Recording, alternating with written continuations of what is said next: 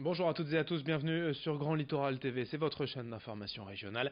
Ensemble en images en 8 minutes, en ce mercredi 23 octobre, voici l'essentiel de l'info près de chez vous. D'abord vos prévisions météo, on va encore bénéficier d'un temps sec et plutôt ensoleillé aujourd'hui dans la région, même si la journée débutera avec quelques nuages bas, plutôt imposant par endroits.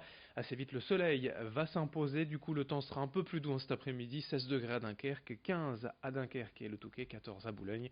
Les prévisions météo complètes après ce journal. À la une, d'abord de l'actualité sur le littoral. Une première image pour évoquer la difficile situation que vivent des habitants des environs de Ouaplage depuis plusieurs années. Au fil du temps, des fissures plus ou moins importantes apparaissent sur certaines maisons. L'association, créée par un collectif d'habitants, en dénombre 150 aujourd'hui, toutes réparties dans le même secteur. Pour l'instant, la priorité, c'est d'établir l'origine de ces fissures. L'association a pour cela reçu près de 100 000 euros d'aide de l'État et de la mairie de Ouaplage pour entamer des études du sol. Mais pour de nombreux habitants, le coupable est déjà identifié, une carrière de sable située à proximité et qui ferait selon eux bouger les sols. Explication recueillie sur place par Corentin Escaillé. Monsieur le sous-préfet nous a donné l'accord pour des subventions de l'État de 70 000 euros environ.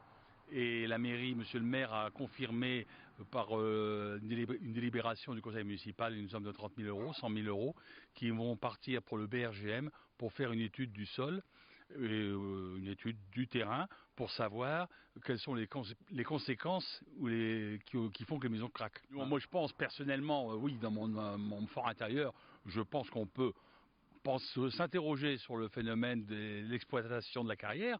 Ça, mais bon, prouvons-le.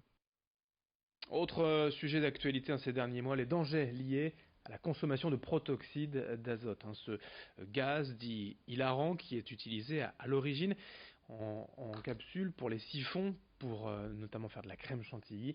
Et de plus en plus de communes interdisent désormais la vente de ces cartouches de gaz, puisque certains risques pour la santé ont été établis. Exemple à Gravelines avec ce sujet, est signé Corentin Escaillé.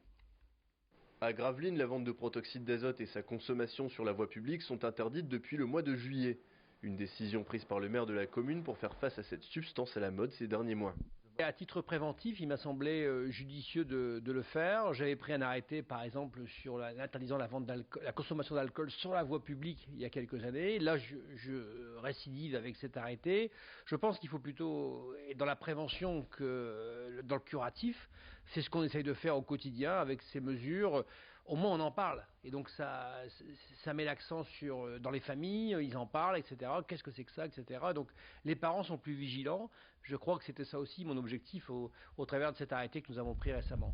On le sait, la consommation de protoxyde d'azote comporte des risques pour la santé des gros consommateurs, mais aussi pour les consommateurs occasionnels.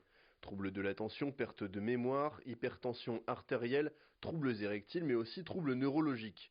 Mais pour les addictologues, la prohibition n'est pas forcément une solution, puisqu'elle ne s'adresse pas à la racine du problème. On sait que la première chose à faire, c'est de réduire les risques qui sont liés à la consommation.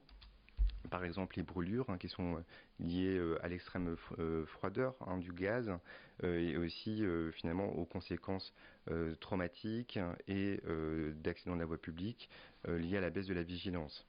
Donc finalement, réduire ces risques, c'est la première chose à faire. Après, lorsque nous sommes dans le champ de l'addiction, il y a une prise en charge à apporter et c'est ce que nous essayons de faire ici au centre de consultation d'addictologie. Si les avis divergent sur la solution à apporter, le problème est bien réel. Ce mois-ci, 4 jeunes ont été touchés à la moelle épinière, victimes de ce protoxyde d'azote. Et dans l'actualité, hier à Boulogne avait lieu la journée de recrutement du Club Med au siège de la communauté d'agglomération, à l'initiative notamment de l'association Mission Emploi et Insertion de Boulogne. Le célèbre voyagiste avait 110 postes à proposer, alors essentiellement dans la restauration, l'animation et la réception, des contrats pour une durée de 6 mois dans un de ces villages, vacances au bout du monde.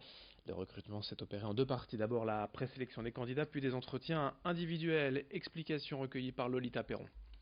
Nous avons nous-mêmes plus de 110 postes à pourvoir dans l'hôtellerie et la réception, dans l'animation, dans la technique, tous les domaines sont représentés. Donc il n'y a pas de profil type. Il va y avoir des profils évidemment, on va dire l'anglais est obligatoire, parce que là en saison d'hiver on a 75% de clientèle internationale. Les salaires proposés sont complètement différents selon le métier, selon les compétences, selon l'expérience. L'actualité au sens plus large dans la région et en France à quelques jours de la Toussaint, nous allons découvrir ensemble une production de chrysanthème, la fleur emblématique de cette saison. Plantées dès le printemps, au mois de mai, elles sont prêtes à être récoltées ici. Dans la région, l'horticulteur et maraîcher Fabrice Zout prépare avec sa famille ce moment très important de l'année, car la Toussaint représente en effet près de 40% du chiffre d'affaires annuel de son exploitation. Chaque année, il plante ainsi près de 3800 chrysanthèmes de différentes variétés et diverses couleurs, bien évidemment. Et même si la tendance est à la diminution des ventes ces dernières années, la Toussaint reste tout de même un grand moment. Explication recueillie par Rémi Desremaux. Alors pour moi, il n'y a pas eu de vrais soucis au niveau culture, le temps a été impeccable. Conditions sèches comme ça, ça veut dire pas de maladie, pas d'insectes. Le seul souci c'était un peu plus d'arrosage.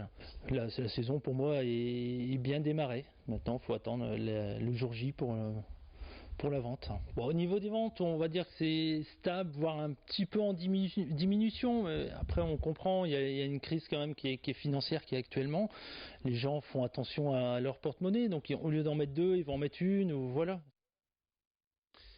Et puis pour finir ce journal, peut-être une solution au problème des chaussettes orphelines quand une paire est dissociée et que l'on se retrouve avec une seule chaussette. L'idée de 3 nordistes, c'est tout simplement de commercialiser des chaussettes à l'unité. La marque Monsieur Lucette est incubée à Roubaix depuis le mois de septembre et vient de faire l'objet d'une campagne de financement participatif. La prochaine étape, c'est le lancement de la toute première collection en ligne. Une révolution peut-être d'acheter ces chaussettes à l'unité. Explication au micro d'Idil Gunay. Je perds régulièrement mes chaussettes et je garde mes chaussettes orphelines dans un coin et je rachète des paires, donc j'en rachète 2. Alors comment faire pour ne pas gaspiller mes chaussettes orphelines et pourquoi acheter 2 chaussettes alors que je pourrais juste en racheter qu'une? De là est venue mon idée de chaussettes à l'unité. Si vous perdez une de nos chaussettes, vous pouvez juste en racheter qu'une et qu'une seule. Vous pouvez également choisir 2 chaussettes identiques ou 2 chaussettes différentes. Ça vous laisse vraiment toute la liberté et le choix. À la fin de cette édition sur Grand Littoral TV, l'info continue dans un instant. Merci de votre fidélité, voici vos prévisions météo.